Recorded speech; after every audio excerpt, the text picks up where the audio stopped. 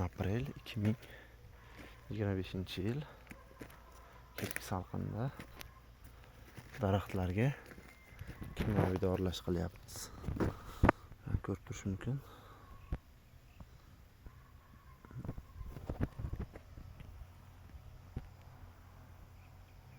Shu tartibda daraxtlar birma-bir dorilanyapti. Dorilash turi bo'yicha gapiradigan bo'lsak, hozir qurtga qarshi ishlayapmiz, qo'ng'izlarga qarshi har xil hasharot, kemiruvchi, so'ruvchilar. Bunga qarshi hozirda 35% imidaklopiriddan foydalanyapmiz. Shuningdek, 5% imamektin benzoat beryapmiz.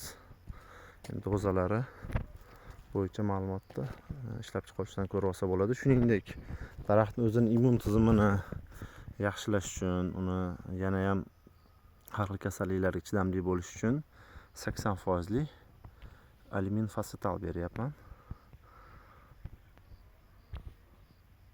15 kunda dorilab qayta ishlab turamiz.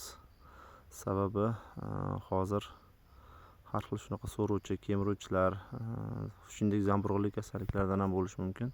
Bunga qarshi hozirdan chora ko'rib harakat qilib turilsa, ertaga daraxtlarimiz sog'lom va baquvvat bo'lib o'sadi.